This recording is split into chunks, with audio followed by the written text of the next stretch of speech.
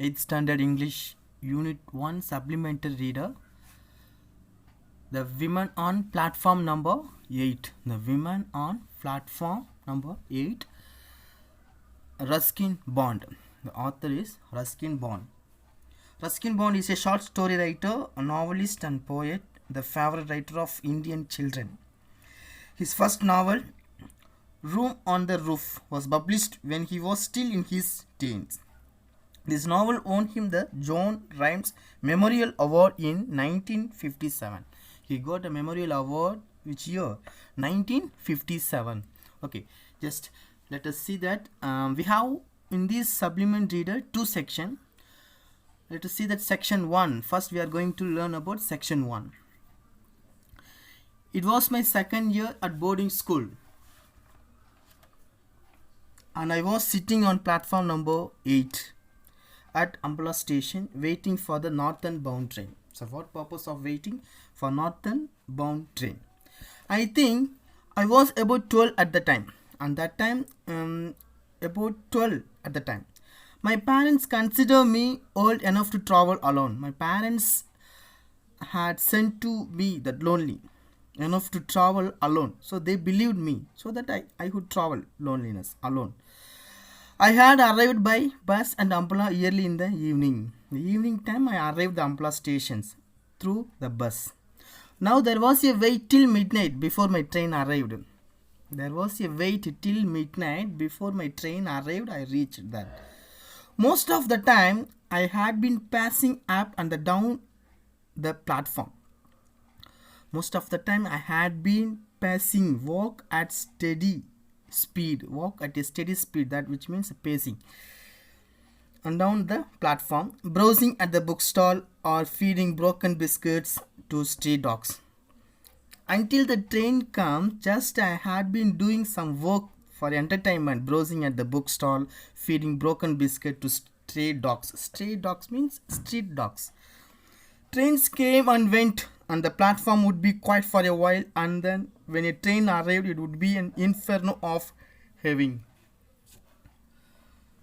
Inferno, which means region that resembles hell, a place regarded in various religions. It is inferno. Heaving means to rise or lift with force. That's heaving. Shouting agitated human bodies. Shouting, that place very shouting, making noise. Agitated, which means feeling human bodies. As the carriage doors opened, a tide of people would sweep down upon the nervous little ticket. A tide of people would sweep down upon the nervous little ticket collector at the gate, and every time this happened, I would be caught in the rush and swept outside the station.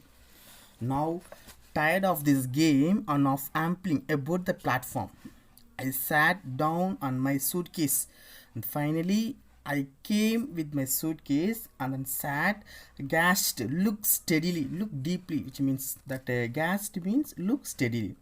The dismally, which means cheerless, unhappiness, that is dismally, across the railway tracks.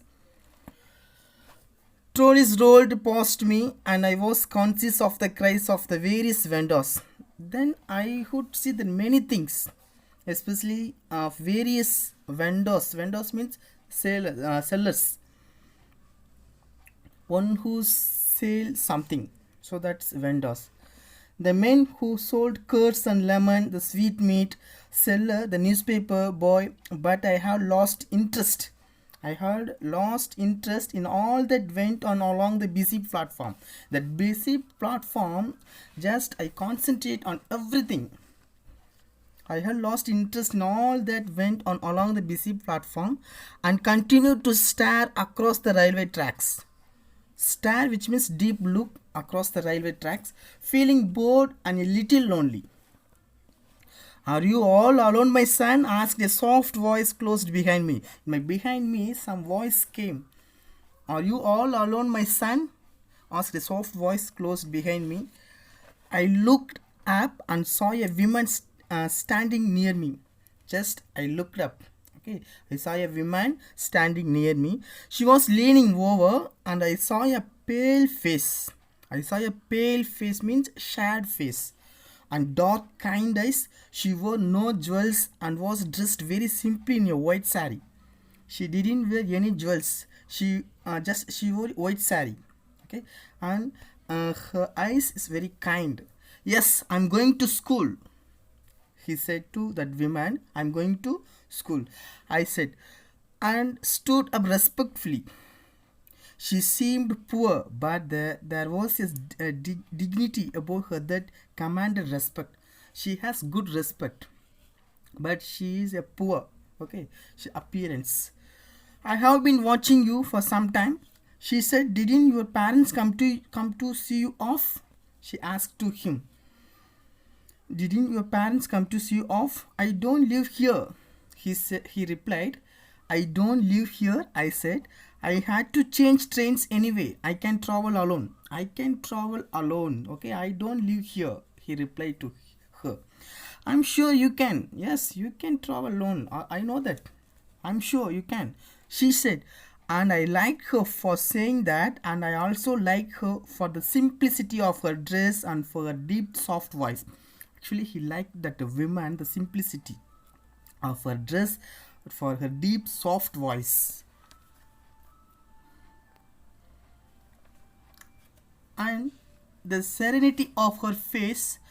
Tell me, serenity, which means serenity means reverence, deep respect for someone. Serenity, which means deep respect for someone. Tell me, what is your name? She asked.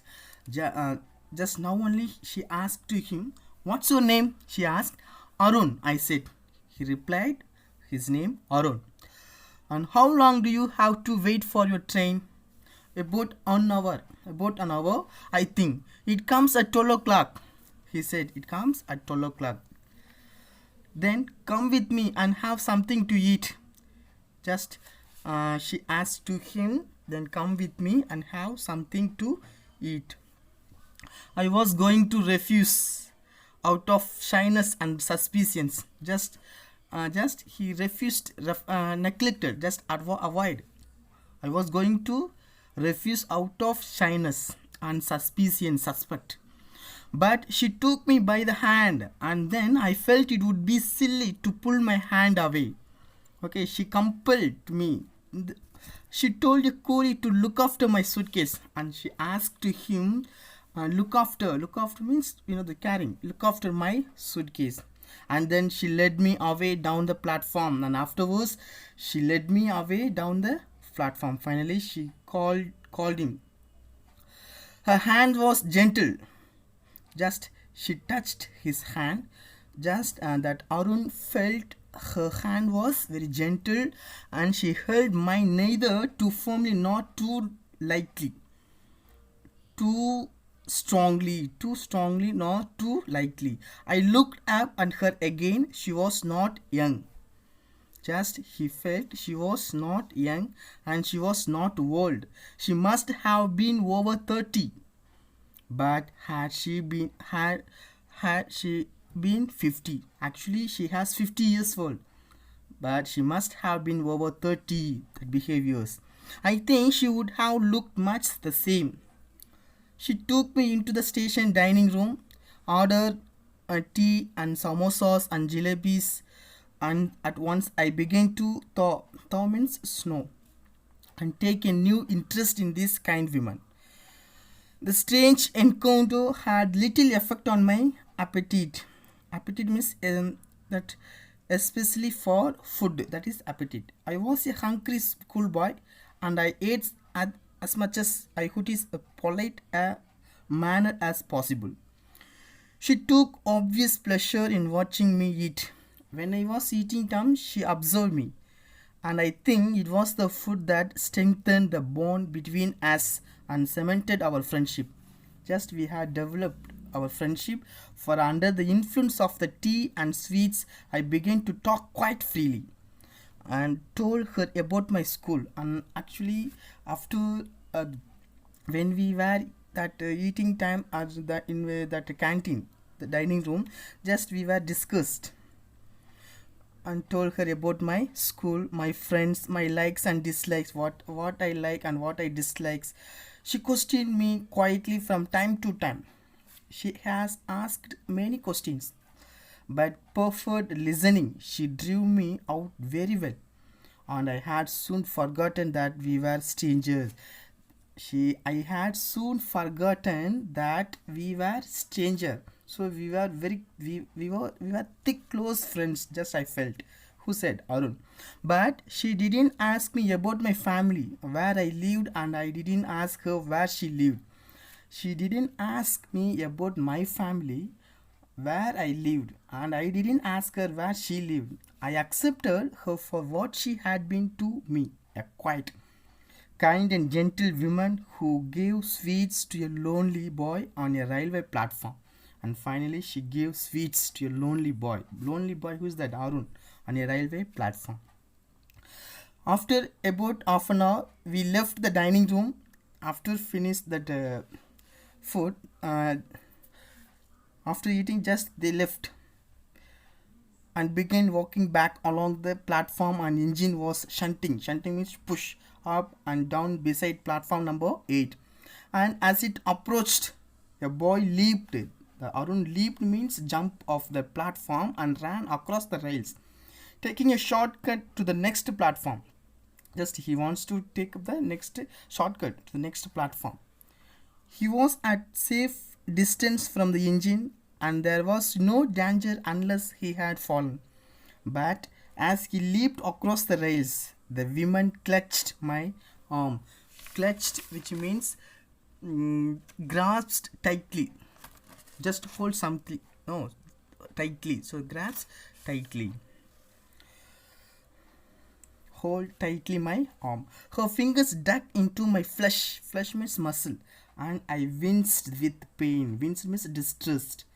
I caught her fingers and looked at her eyes, and I saw a spasm means sudden involuntarily of pain and fear and sadness pass across her face. She watched the boy as he climbed other platform, and it was not until he had disappeared in the crowd that she relaxed her hold on my arm. She smiled at me reassuringly, and took my hand again, but her fingers trembled against mine. He was all right, I said, feeling that it was she who needed reassurance. She smiled gratefully at me and pressed my hand. We walked together in silence until we reached the place where I had left my suitcase. Where he had left the suitcase, just they went. One of my school fellows, Satish, a boy of about my age, had turned up with his mother. So finally, they entered that suitcase place where he had kept it. They went, the women and Arun went, and then one of his school fellows, the school fellow's name Satish, a boy of about his age, my age, had turned up with his mother. With his mother's, he came that Ampala station, that railway stations. Okay, just next we will continue that section 2.